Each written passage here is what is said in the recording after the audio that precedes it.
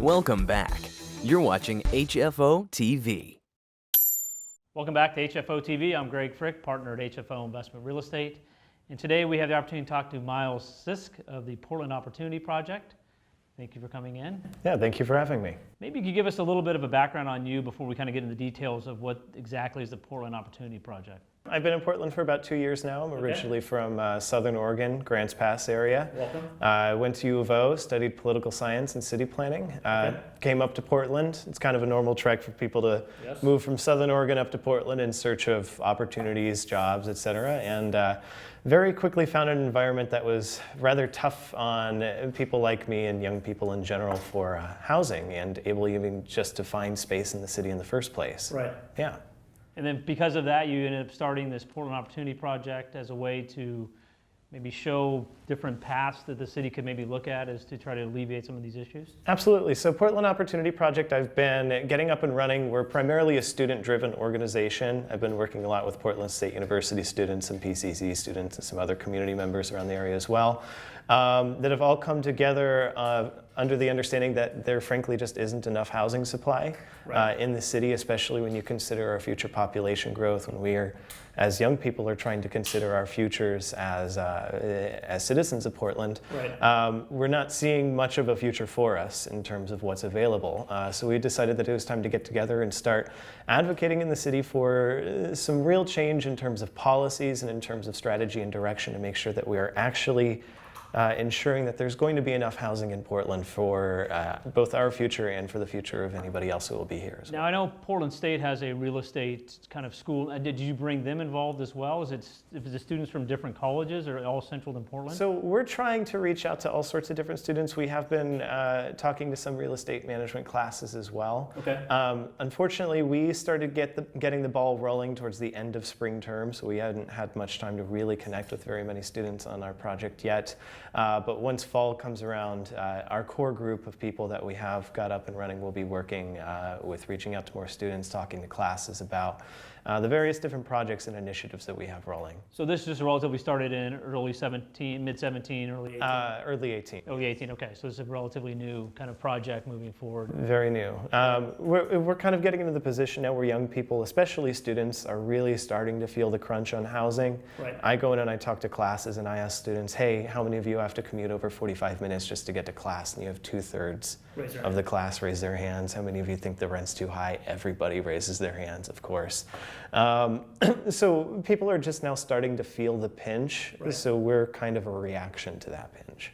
And kind of what is what's the vision of the Portland Opportunity Project in terms of, short-term goals, long-term vision? I know long-term it's to increase opportunities for housing within the city, in the whole region. As you said, it's pretty natural migration. People from Southern Oregon, Eastern Oregon, looking for opportunity.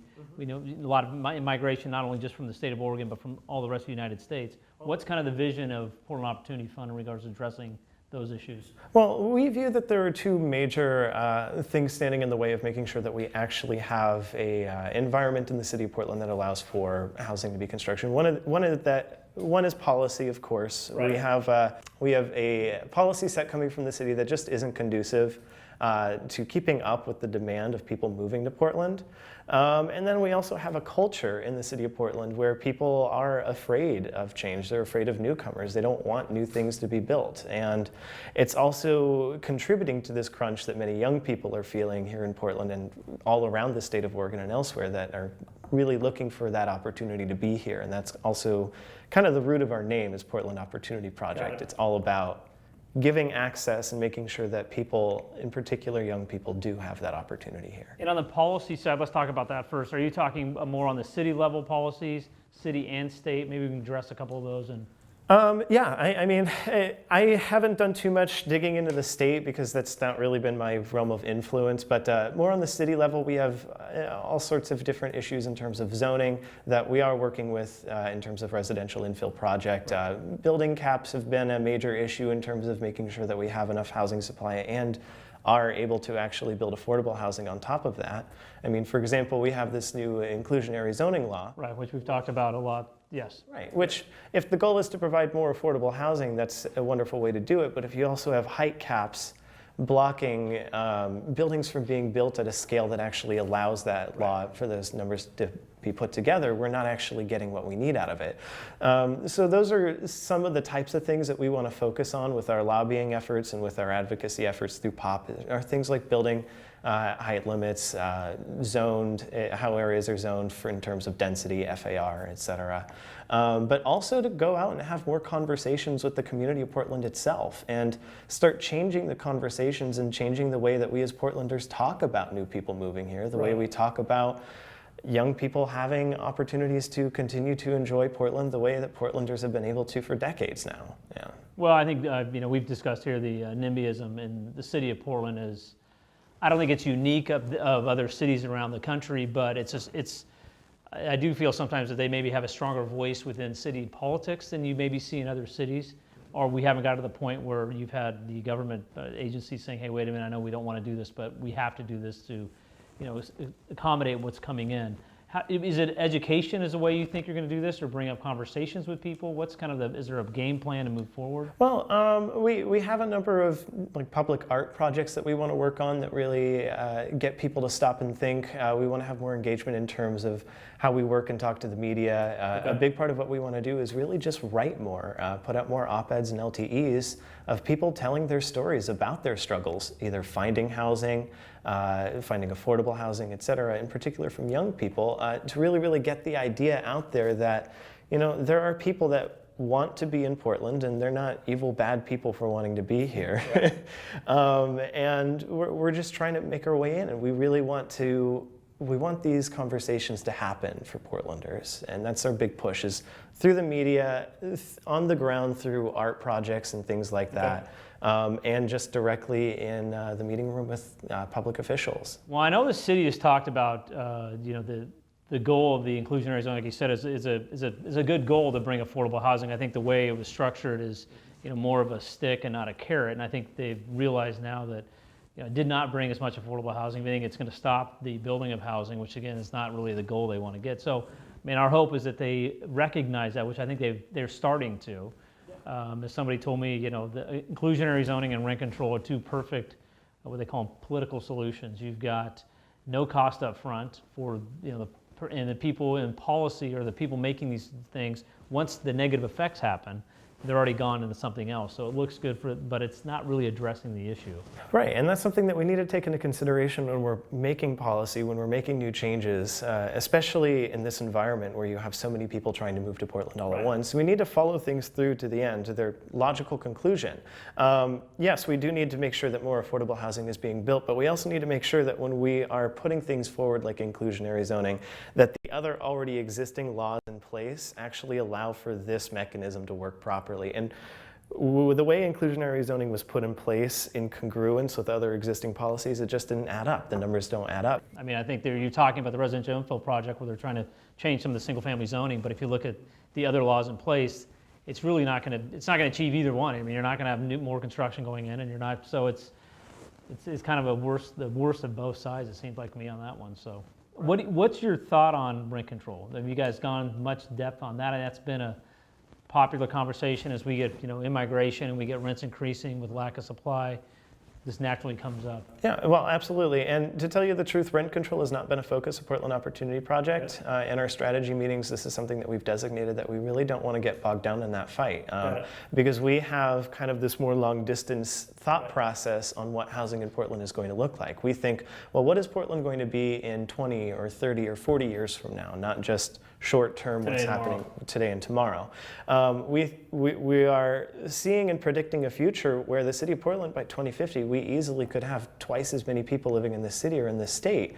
And we want to know, well, what does that end picture look like? How do we actually ensure that there is enough space, that there is enough housing for our future population? And we want to make sure that we can actually build a city where people can live in and be happy in. So our focus is new construction and new development. So in spurring new construction, getting more development in, adding to the supply side. Yeah, and pursuing other policies that might allow for more internal conversions of older houses, things that actually allow us to produce more units, more spaces for people to live in. And what's kind of been the feedback you guys have, I know you're relatively new since 18, but what's the feedback you've gotten from the political side and the kind of the public side once you sit down and have the ability to talk to somebody and go through this?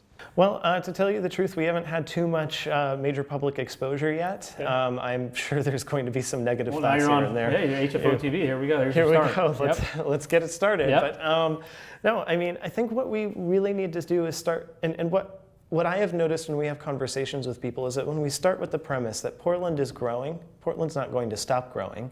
We're a popular city. People want to live here because we have an awesome lifestyle that, frankly, other cities in this country don't have. And then you take other factors coming down the road in 20 or 30 years, like climate change.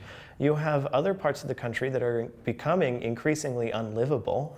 Southern California, for example, Arizona, those places, if they eventually run out of water and people can't live in those areas anymore, they're going to be coming here. Well, I always tell people, what I always say to people that is the same reason that you came here 10 years ago, you a couple years ago, you know, my family 30, 40 years ago, is the same reason the rest of the country's, you know, and not even the rest of the country, the rest of the world. I mean, we are now discovered. I mean, you've got the Pacific Northwest, we've got, you know, temperatures are mild. It's a very nice place, great lifestyle, and that's not going to change. But if we don't as a city change, what are you going to do? Because at some point, when the bottleneck is so great, you will at some point see companies saying, okay, we can't move here, we can't expand here if my employees can't, you know, have a quality of life. And that's what drove a lot of people here. But it's been very hard. I mean, we've been involved in this as well for a while to try to educate. Once you sit down with somebody, you can get them to come around to that, but it's that kind of that news bit, 15 seconds of things. Oh my God, it's a new development going in my neighborhood. My neighborhood's going to go to, you know, that's such a short-term blip. It doesn't really address the issue. No, it doesn't. And frankly, once again, we do need to start with that premise. People aren't going to stop moving here. We could easily have hundreds of thousands of more people living in Portland over the next couple of decades. So instead of being afraid of that, let's take the bull by the horns and say, all right, well, what does the best possible version of the future of Portland look like? And that's really what we're trying to get going with Portland Opportunity Project. We want to challenge the city to say, all right, people aren't going to stop coming. Portland isn't going to be what it was in the 90s. It's not going to be what it is in the 2000s. It will never be that again. It's going to be a bigger city. Right. So let's think about what the best version of that is. And I'm sure the message is very receptive with students and of the younger generation in terms of they're the ones looking forward and saying, you know, can I ever live in the neighborhood I grew up in if they're from Portland or something of that nature? Absolutely. They're not worried about a new apartment building going up in East Portland or somewhere in the inner East Portland because they're not even looking at a future possibility of them owning one of the currently existing houses at all. It's not even on their radar. And that's something we need to consider when we're fighting for these single family housing for whatever it is to maintain our neighborhoods to be the way they are. Well, we have to ask who is it going to be for, because the future Oregonians aren't looking at a future where they can actually afford any of that. Yeah, no, that's a good point.